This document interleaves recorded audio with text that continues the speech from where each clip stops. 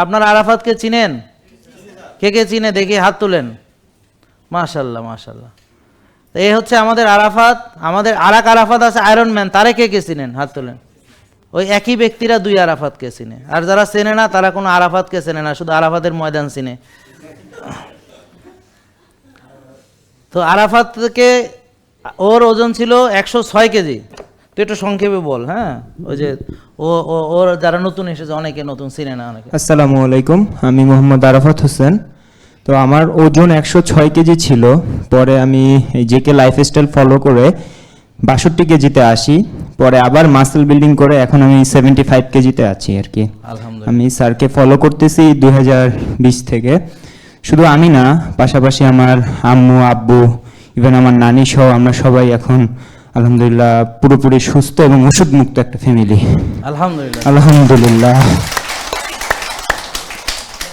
এবং শুধু তাই না, ও এখানে আমাদের জিমের ট্রেনিং করাচ্ছে। আর আমি এর আগে ওর সঙ্গে একটা ফিরে আসার গল্প ছিল, সেখানে আমরা মেনশন করেছিলাম যে আরাফাত এখন ম্যারাথনের প্রস্তুতি নিচ্ছে। আলহামদুলিল্লাহ সে পুরো একটা ম্যারাথন কমপ্লিট করেছে, ফুল ম্যারাথন। মেডেল কই?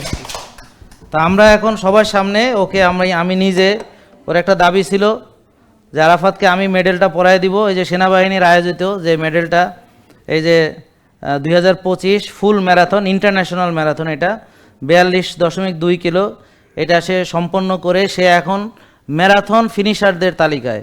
এবং পৃথিবীতে কতজন ম্যারাথন ফিনিশার আছে হাতে গুনে বলে দেওয়া যাবে। সবাই আমরা জোরে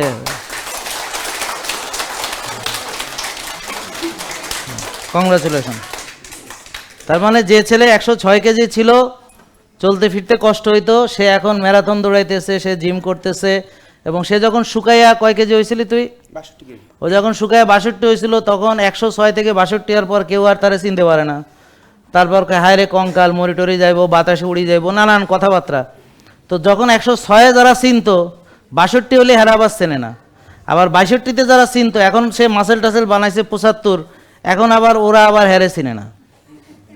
আর এখন নতুন করে যারা চিনে তারা আবার তার ভক্ত হইয়া যায়, মানে ফিগার টিগার সুন্দর হয়ে গেছে, থ্যাংক ইউ, যা তাড়াতাড়ি চলে যায়। আবার কার না কার চোখ পড়ে যায়, এখনো বিয়ে হয় নাই।